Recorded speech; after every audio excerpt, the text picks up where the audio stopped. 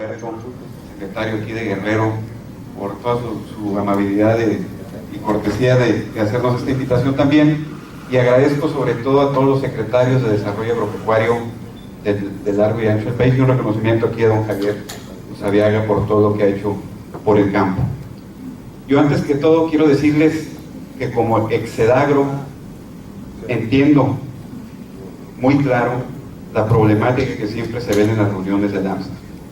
Antes de que yo inicie, me gustaría, también se me olvidó, a mi diputado de la Comisión de Agricultura, perdón, José Antonio Rojo, que también ahorita va a hacer una presentación, pero antes de que yo continuara, yo quisiera que se quedaran pensando en dos temas que les voy a decir.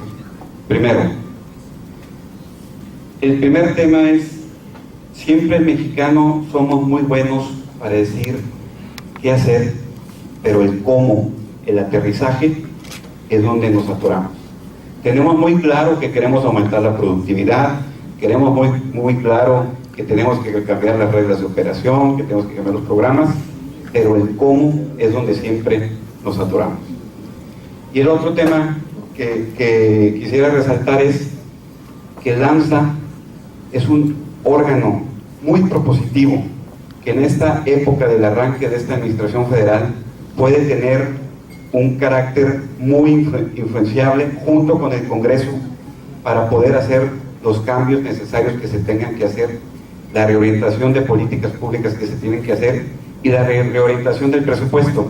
No es posible que sigamos trabajando con los mismos programas por más de 15 años y donde sigamos discutiendo el tema de reglas de operación, cuando a lo mejor ya no tenemos que hablar de reglas de operación, tenemos que hablar de nuevos programas en vez de reglas de operación.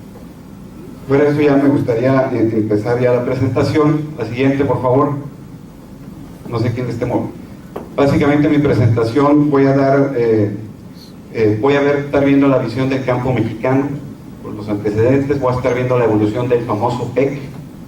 Voy a comenzar a ver el tema de qué hay que hacer en el campo desde una visión legislativa, junto con el AMSA, donde nos tenemos que ver como aliados, y que hoy inclusive vamos ya a firmar un convenio entre el Centro de Estudios y el AMSA para poder avanzar antes del presupuesto que se venga, junto con la Comisión de Agricultura, para trabajar en ese tema, ver el grupo operativo de enlace, de ver cómo vamos a aterrizar eso, y comentar los acuerdos parlamentarios que hemos sacado a la fecha para avanzar en las reformas de la ley. La siguiente, por favor. Resaltarles que el 24 de mayo tuvimos una reunión en el ANEI, allá en Texcoco, donde sacamos un acuerdo parlamentario que es trascendental. Les digo que es trascendental porque ya nos pusimos de acuerdo todas las comisiones del Congreso con una sola visión.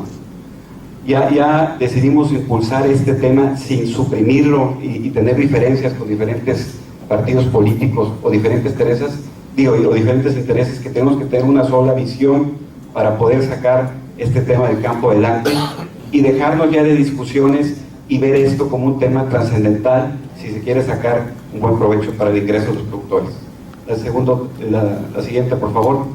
También se acordó en ese acuerdo parlamentario que el Centro de Estudios sea el instrumento técnico legislativo que coadyuve en este ejercicio. Se menciona que ya se viene una reforma al campo en el 2014, estamos a tiempo de trabajar en este tema y estamos también a tiempo de trabajar en el presupuesto 2014. Ahorita van a ver que la solución no es pedir más dinero, Pedir más dinero con el mismo esquema no nos va a llevar a los mismos resultados.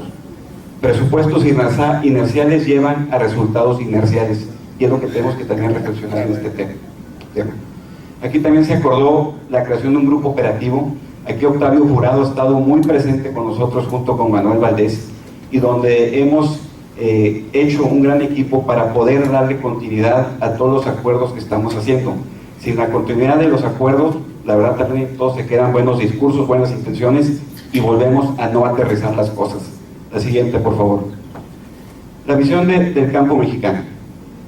Como vemos desde el Centro de Estudios, vemos como coincide con la visión del Foro Mundial, como coincide ya con prácticamente todo el modelo nuevo de desarrollo que está saliendo, es apoyar al pequeño productor. Tenemos que apoyar al pequeño productor como lo hacen los países desarrollados, y tenemos que considerar en este nuevo diseño de políticas públicas dos factores fundamentales que no estaban antes en el escenario. Primero, el cambio climático. El cambio climático ya viene para quedarse de manera permanente.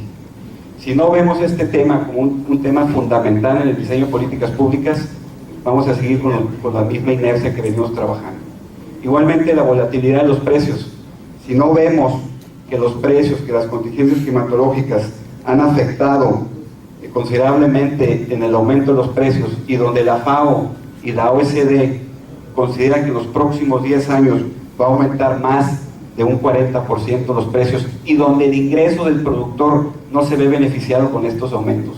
Entonces tenemos que considerar ya este punto rojo como parte ya del diseño de las políticas públicas, y donde vemos también que tenemos que trabajar a favor de todo tipo de productores. Ahorita también les voy a comentar cómo estamos trabajando en proponer que los programas vean también al pequeño productor, y que no nomás sea en el discurso, sino que se vea ya con hechos. ¿Cuáles son las siguientes, por favor? Las problemáticas principales, que ustedes ya se las saben. Primero, la edad promedio de los productores. No tiene nada de malo que tengan 56 años de edad promedio, no estoy diciendo que eso es malo, pero la preocupación es las futuras generaciones. ¿Qué capital humano estamos invirtiendo para que logremos lograr una mejor soberanía alimentaria? ¿Y qué estamos haciendo también con los burócratas interesados en el tema? Coincidentemente, la edad promedio de los productores coincide con la edad promedio de los funcionarios federales y estatales interesados en este tema. Entonces también no vemos una preparación de la futura, ya prácticamente nos saltamos una generación, de las futuras generaciones que van a estar interesados a favor del agro, tanto productores como funcionarios. Pues vamos a saltarnos una generación prácticamente. La escolaridad, llegamos a quinto de primaria en el campo, ya sabemos que falta capacitación y asistencia técnica. La organización poco apropiada para la producción, a veces parece una competencia de conformar SPRs para bajar recursos, y en realidad de cuentas no son organizaciones consolidadas de veras, y a veces es el mismo sistema perverso que hace que le saquemos la vuelta para poder bajar los recursos. En el tema económico, ya que lo mencioné, es lo de las contingencias climatológicas, el alto costo de insumos y servicios, el difícil acceso al crédito, que prácticamente es cero para el pequeño productor. Un dato interesante, más de los créditos comerciales que se han bajado, menos del 1.5% va al campo, y de esos al productor, pues, prácticamente al pequeño productor, cero. Hay instancias como Financiera Rural y FIRA,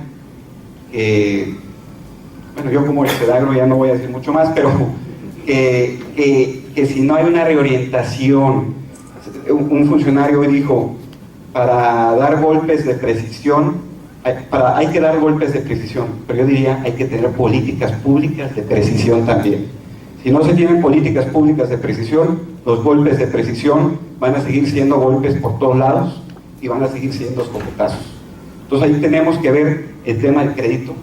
Les comento porque la reforma financiera ya está al pie de entrada, y el tema del campo, cero, En la reforma financiera vemos como legislativos hay una gran oportunidad para poder trabajar con todos ustedes y hacer propuestas antes de que se venga lo de la reforma financiera, y nos quedemos pensando que va a venir una banca de desarrollo, que para que opere una banca de desarrollo y formarla y conformarla para el campo a lo mejor toma 5 años, y donde lo más práctico es ver con lo que tenemos, los instrumentos Financiera Rural y FIRA, y donde tenemos que ver que hay que cambiar la manera de operar de Financiera Rural y FIRA, porque si seguimos trabajando de la misma manera, pues vamos a tener los mismos resultados.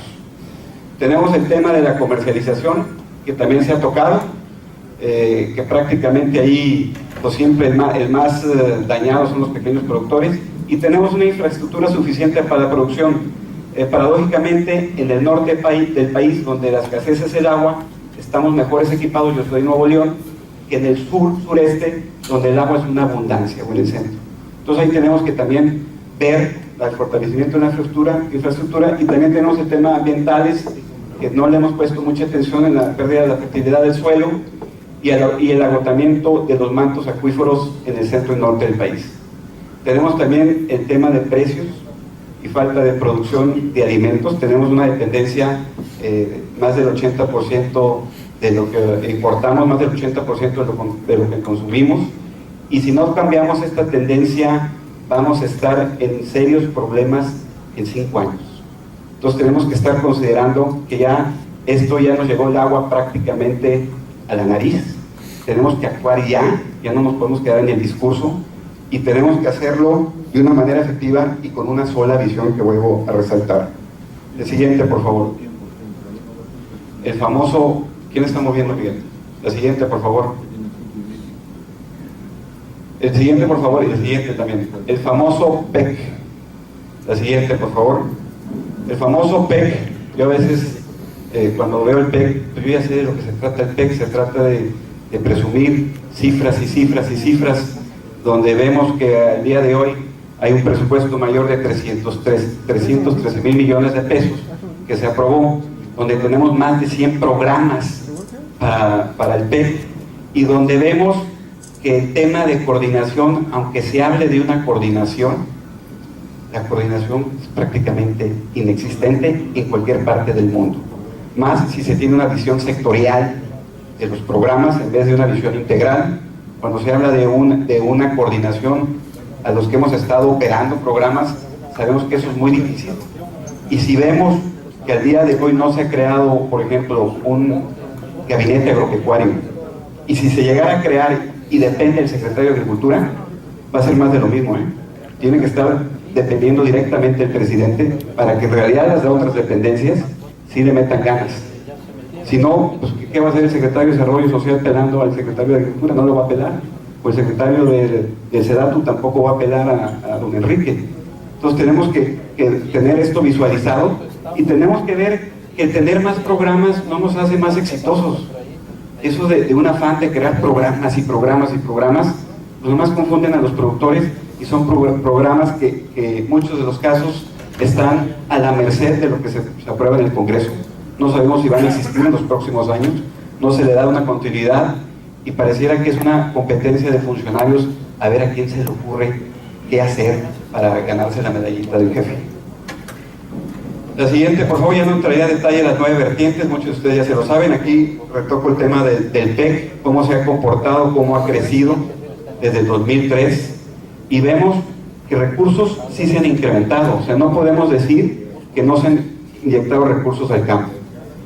Si se han inyectado recursos al campo y no hay resultados positivos, entonces no es un problema de presupuesto, es un problema de programas, es un problema de reglas de operación. Pero vuelvo a citar, si seguimos en el discurso de las reglas de operación sin hablar ya de nuevos programas y de propuestas serias, pues vamos a seguir con lo mismo. Y lo mismo, porque ya se lo saben ustedes, aquí también es muy importante resaltar los subejercicios. Nunca se habla de los subejercicios.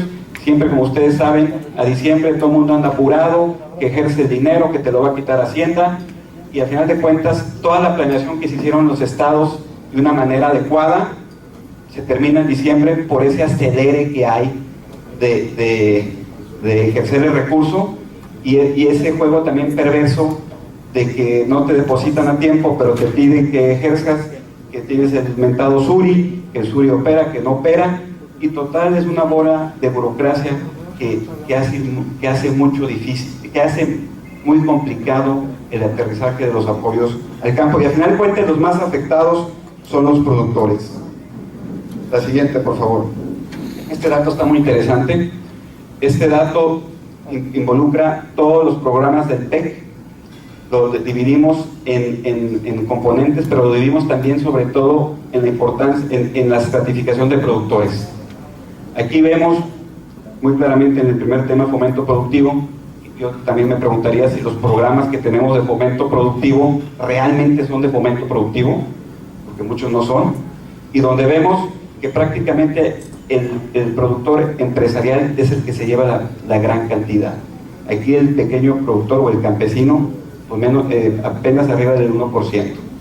En los pagos directos, que aquí yo estoy hablando de Procampo, Progan o dice el agropecuario, aquí un poquito beneficia a los pequeños productores, pero sigue siendo el productor empresarial el que se lleva la gran cantidad de apoyo. Y ahora sí vemos que en el tema de bienestar social sí se ha apoyado al pequeño productor con más del cerca de arriba del 55%, pero vemos, por ejemplo, un tema así directo, el tema de oportunidades, un programa muy bueno que ha tenido éxito en esa formación de generaciones, de asegurar que los niños de comunidades marginadas vayan a la escuela, vayan al centro de salud.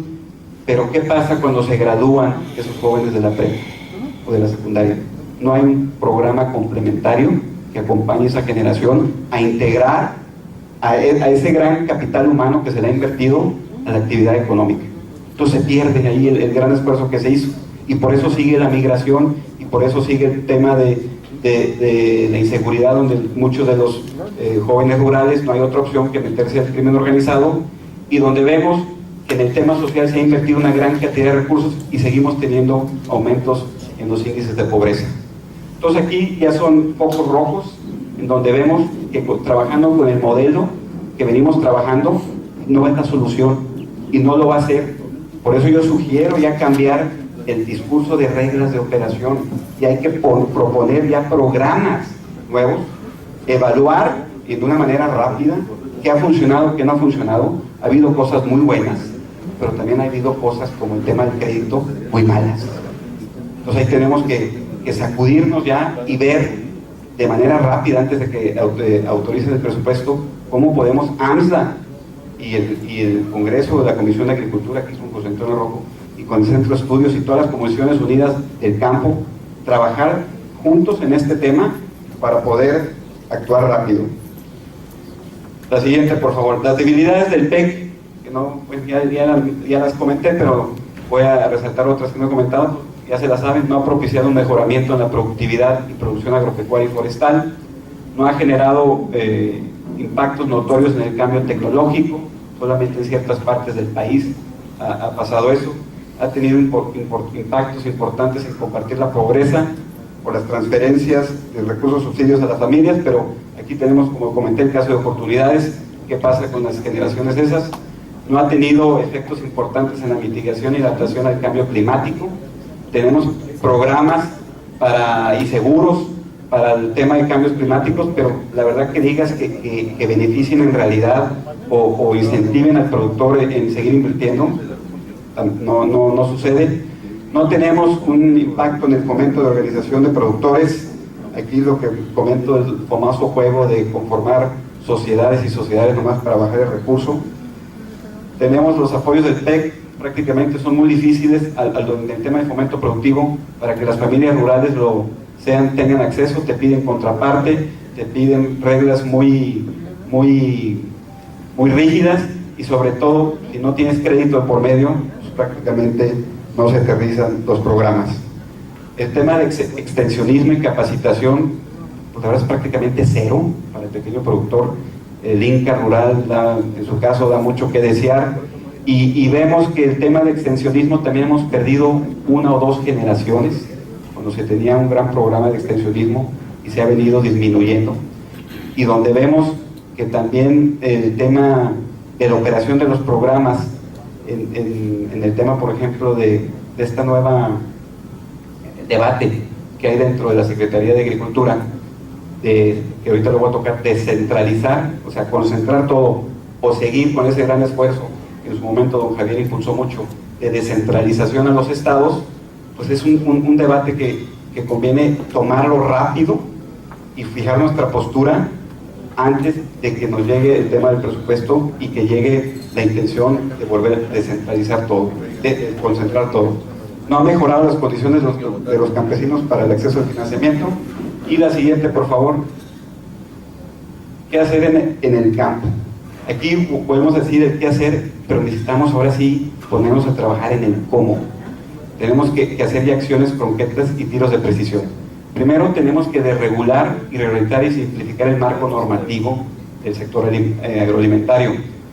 Aquí voy a mencionar que, para los que no sepan, hay más de 71 leyes que inciden en el sector, muchas duplicidades, muchas lagunas para el productor, muy confusas en muchos de sus casos, y también pareciera que hay una competencia en crear más leyes y leyes y leyes, cuando la tendencia debería ser al revés, simplificar el marco normativo legislativo para hacer más fácil la inversión tanto privada y que los productores de escasos recursos puedan tener un marco que en realidad los apoye, un marco legislativo y no los deje a la buena voluntad de los actores.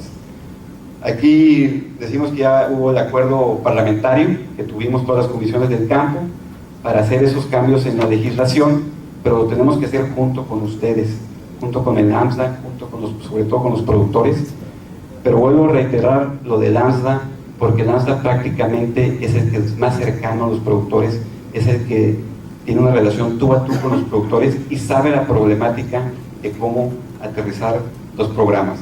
Tenemos también el tema de promover, se habla también de los famosos impulsar los proyectos estratégicos regionales y diferenciados. Está muy bonito en el discurso, pero en el aterrizaje pocos son los proyectos estratégicos que se han logrado en los últimos 5 años. Y tenemos que aterrizar en esos proyectos estratégicos regionales, y se los digo en el caso de Nuevo León, que donde a mí me tocó echar a andar el primer tecnoparque de invernaderos en el 2008, que todavía sigue operando, ya lleva 5 años de operación, 2 cambios de gobierno, 2 cambios de gobierno estatales, y donde el modelo sigue trabajando, donde genera más de 1,200 empleos directos, y donde vemos que si hay una voluntad de los actores involucrados, pero sobre todo asistencia técnica permanente. Ahí tenemos técnicos viviendo en los parques, prácticamente la hacen de terapia, la hacen de padre, confiesan a los productores, la hacen de todo, pero hay un compromiso real de acompañarlos, no nomás de dar el apoyo y ahí nos vemos, y un proceso de economías de escala en la comercialización y en la compra de insumos. Entonces sí se puede trabajar con el pequeño productor, con el ejidatario, están ahí el modelo sí los productores pequeños quieren trabajar, pero con las herramientas que hay actuales es muy difícil que ellos lo logren. Tenemos también que promover la asociatividad que contenga la innovación tecnológica, sobre todo el tema del agua, la escasez del agua a lo largo sobre todo en el norte del país. Tenemos que ver este tema de suma importancia, sobre todo con la veda que ya declaró la Conagua, y tenemos que ver también la eficiencia y eficacia del Estado en todos sus ámbitos, organizacional, estructural y presupuestal. La siguiente, por favor. Aquí ya no voy a repetir, son los de las 71 leyes que les comenté, unas con incidencia directa, otras con incidencia parcial y otras con incidencia indirecta. La siguiente, por favor. ¿Qué hemos avanzado desde el Centro de Estudios para la Reforma Rural del Campo? Desde la legislatura pasada se trabajó en una reforma rural estructural, se pusieron los cimientos de la reforma del campo, y donde vemos lo que ya mencioné, lo del tema de la organización legislativa rural, simplificar el marco legislativo. Vemos la reingeniería institucional pública, donde aquí comento el tema otra vez del debate de centralizar todo o descentralizar, por ejemplo, la política agropecuaria. Obviamente todos los que estamos aquí presentes estamos a favor de la descentralización, darle la responsabilidad de los estados, pero sí resaltar que el tema de concentrar es un tema que tenemos que ver que no vaya a suceder y que le quiten esa inercia que se tiene en los estados de trabajar muy bien en los COFAES, y donde vemos que el esfuerzo de descentralización sería una lástima que se echara para atrás con todos los grandes esfuerzos que se han hecho en los últimos 12 años. Reglas de operación ya mencioné, no hay que hablar de reglas, hay que hablar ya de nuevos programas. Hay mucha duplicidad en las dependencias. En el caso, yo cuando fui Sedagro, había una competencia perversa, por ejemplo, de los programas de la Conagua con los programas de la Zagarpa. En el caso de Nuevo León, la Conagua daba más subsidio en el tema de sistemas de riego, entonces ahí los mismos productores competían para la Conagua, y los que no entraban en la Conagua ya se iban a la Zagarpa y era la misma clientela. Vemos también, por ejemplo, el tema de proyectos productivos, opciones productivas que tiene la Sedesol, programas como que tiene la Sedatu, donde la verdad no se ha hecho un ejercicio de ver qué tiene que hacer cada dependencia, y que esa dependencia no se dedique a su única actividad y no ande inventando o queriendo ver temas que no son de su área, de su competencia. La planeación participativa rural, decirles que no tenemos una ley de desarrollo de planeación agropecuaria, que es donde tenemos que ya trabajar en esto, y donde tenemos que aquí ver lo que mencionaron ahorita que fui al baño, estuve platicando con una persona allí, el tema de la falta de invertir en el capital humano y solamente en el tema financiero. El capital humano se nos ha olvidado, y ver el tema de la política de la anterior, para los que le están moviendo, mueven de la anterior, ver el tema de políticas de Estado de corto, mediano, largo plazo, que prácticamente no existe, y el presupuesto integral multianual. A veces se hablan de programas o proyectos que se crean, y vuelvo a repetir, estamos a la merced del Congreso a ver qué autoriza, o a la merced del funcionario que tiene influencia de desaparecer en un instante el programa, y donde tenemos que ya ver este tema de la multianualidad como una herramienta que le va a dar seguridad a la política pública del campo. Tenemos el tema de la agenda nacional, la siguiente por favor. Ustedes ya lo saben, el Pacto por México. Este pacto ha dado muy buenos resultados, y les digo porque es un instrumento de gobernabilidad que le da al país. Y un dato interesante, los últimos 3 presidentes que ha tenido México no han logrado un mayor de un 42% de votación a favor de ellos. Entonces no llegan, pero no llegan muy fuertes, llegan divididos. ¿Y qué hace el pacto? Es una herramienta de gobernabilidad que hace ya que los partidos políticos actúen con madurez y ya se busque, sobre todo en este sexenio, que es el sexenio de las reformas, lograr los cambios que necesita el país para que en un mediano plazo tengamos los cambios que necesitamos. Tenemos el Plan Nacional de Desarrollo, tenemos los programas sectoriales, y su nombre lo dice, son sectoriales. Ahí yo veo también el problema, no son integrales. Cada quien trae su visión, cada quien lo ejerce, cada dependencia lo ve como su monedita de oro, y para que logre una concurrencia de un programa a otro programa de diferentes dependencias, pues la verdad es una medalla olímpica que se tiene que hacer para poder lograrlo. Y tenemos el programa especial concurrente que ya platiqué de cómo ha evolucionado. La siguiente por favor. La cruzada, los temas estratégicos nacionales. Tenemos la cruzada contra el hambre. Ya hoy estuve muy atento escuchando todos los comentarios de la cruzada contra el hambre, de cómo de repente están pidiendo que el 25% se invierta en áreas que prácticamente no son rurales. Les comento que yo también participo en la Comisión de Desarrollo Social, y donde ahí yo fui muy claro que la cruzada contra el hambre, si no involucra políticas públicas al pequeño productor para que logre mínimo su autoconsumo, pues esa cruzada contra el hambre también va a quedar en una estrategia de buenas intenciones, y donde no se logre esa, que les digo que es prácticamente muy difícil lograr esa coordinación, pues también les digo que va a estar muy difícil lograr los objetivos que se tienen. El derecho a la alimentación que se tiene, el cambio climático, el tema del agua, que es un tema ya crucial, y el tema de los precios. La siguiente, por favor.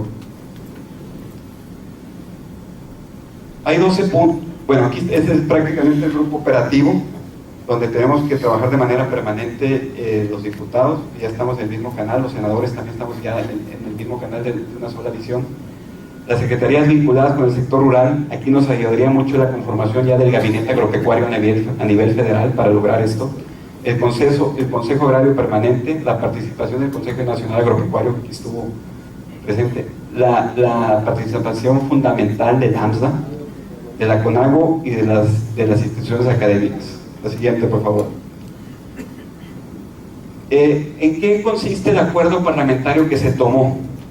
Bueno, aquí ya encontramos el qué hacer, el comenzar del cómo, qué hacer, qué temas tenemos que tocar, sobre todo en el tema de leyes, para meternos en el diseño de políticas públicas y presupuestos que beneficien a los productores. Por ejemplo, se habla de fortalecer el sistema financiero rural. Entonces hay que meternos ya, a la voz de ya, y yo aquí te recomiendo, Manuel, que hiciera un grupo de trabajo en varios temas, pero por ejemplo ahorita que lo que ya urge es lo de la reforma financiera, que la analicen. Yo con mucho gusto ya les mando el análisis que hicimos ahí en el Centro de Estudios, y donde vemos que el tema del campo pasa por alto, no se refleja, y donde vemos que si no se ve el tema del campo en esta reforma, pues va a ser muy difícil poder despegar el tema de la productividad, sobre todo en los pequeños productores. Tenemos también, lo que ya saben, buscar la mayor eficacia en los 3 niveles de gobierno, la ley de administración pública federal, que tenemos que trabajar, y la ley de presupuesto y responsabilidad hacendaria. y ver la manera de que el PEC opere de una manera más eficiente y ver la manera de la creación de nuevos programas y de la desaparición de otros programas que están dentro del PEC. Establecer la multianualidad, que ya lo había mencionado, y tenemos que meternos a la ley de presupuesto y responsabilidad hacentaria, el fortalecimiento del mercado interno y un comercio justo de productos agrícolas, pecuarios, forestales y pesqueros. Pues hay que meternos a un clavado a la ley de metrología, normalización y la ley de comercio exterior. En el aprovechamiento y uso sustentable del agua y del suelo, hay que meternos a la ley de aguas nacionales para analizarla. La siguiente, por favor. El sexto, si queremos en realidad fortalecer al sector pesquero y acuícola que ofrece mucho, pero ha sido subutilizado, pues hay que meternos a la ley de pesca y acuacultura sustentable para ver la manera cómo lo podemos impulsar. Si queremos modificar integralmente los esquemas de apoyo a los productores del campo, impulsar más su integración a los mercados terminales y orientar más recursos a la inversión y cambios tecnológicos, hay que meternos a la ley de planeación para la seguridad y soberanía alimentaria. Si estamos hablando de revisar el esquema regulatorio del campo mexicano, donde buscamos reglas de operación que sean más simples y de fácil acceso, dándole participación a los estados, pues hay que promover en el marco de la COFEMER la consistencia de las regulaciones y el enfoque de resultados y en la ley de presupuesto y responsabilidad hacentaria. Si estamos hablando de desarrollar proyectos estratégicos transformadores, territoriales, de políticas productivas, donde hacen uso de innovación tecnológica y de uso eficiente del agua, pues hay que meternos de una vez antes de que llegue la reforma energética a ver qué propuestas podemos hacer. Y les digo que estamos a tiempo, porque en el caso de la reforma financiera podríamos haber hecho propuestas desde antes, y a lo mejor no hay alguien que esté haciendo propuestas dentro de esa conformación de esas reformas que nacen, y si no tenemos a alguien interesado en el agro, en esa creación de las reformas, pues va a ser muy difícil que todo lo que hagamos aquí discutamos, nos lamentamos y queremos que sea mejor. Si no tenemos un marco legislativo que nos dé esa seguridad, todo lo que hagamos ahorita se va a quedar solo en buenas intenciones. La siguiente, por favor. Tenemos que también impulsar una política que oriente a la mejor adaptación y mitigación a lo del cambio climático, que ya mencioné. Tenemos que meternos a la Ley General del Cambio Climático, a la Ley de Economía Social y a la Ley de Economía Social y Solidaria. Si queremos ver también cómo propiciar el mejoramiento de los factores y procesos para la producción agrícola en todos sus ámbitos, y en particular al pequeño productor, hay que meternos a la Ley de Ciencia y Tecnología y a la Ley de Desarrollo Rural Sustentable. Por último, si se busca un proceso de mejora continua en la evaluación e impacto de las acciones orientadas a la productividad del sector rural, no podemos tener que el Ejecutivo sea juez y parte. Tenemos que estar evaluando los programas. Yo no veo ese ejercicio de evaluación. Yo en su momento trabajé en la FAO y se dicen de las evaluaciones de la FAO, pero las evaluaciones de la FAO, ya cuando salen los resultados, pues ya pasó el tiempo de acción inmediata, nos sirve nomás para lamentarnos. Entonces tenemos que hacer una evaluación, un ejercicio de evaluación año tras año, antes de la autorización de los presupuestos, para ver cómo se están comportando los programas en el campo, si están aterrizando o no, y poder actuar de una manera eficaz. Por último, ya sería mi participación aquí. Yo sí quisiera resaltar lo que he dicho una o dos o tres veces. Si no tenemos un marco legislativo que nos respalde, que nos dé seguridad en las diferentes reformas que se vayan aprobando próximamente, todas las reuniones que tengamos aquí en el AMSA van a quedar en buenas intenciones. Si no hablamos de nuevos programas, de una reorientación de la política pública, y donde resaltemos lo que sí jaló y lo que no jaló, vamos a seguir hablando aquí, antes de que me vaya yo en 2 años más, de lo mismo. Vamos a estar lamentándonos, vamos a estar hablando de lo mismo que las reglas de operación, y vamos a estar trabajando con un modelo de desarrollo agropecuario prácticamente obsoleto, y vamos a tener un gobierno federal que no va a poder dar los resultados que se esperan. Y sobre todo, por último, ya pasó un año, es el año de gracia, que generalmente se da al arranque de la administración. Es un año donde se dice, bueno, se trabaja con el presupuesto que se aprobó, ya no hay mucho que hacer, autorícelo, ahí nos vamos. Pero si no hacemos ahorita propuestas concretas, y donde yo te propongo, Manuel, y ya lo hemos hecho con Octavio, una mesa de trabajo constante, permanente, semana tras semana, antes de que se venga el tema del presupuesto, los resultados van a ser lo mismo. Muchas gracias.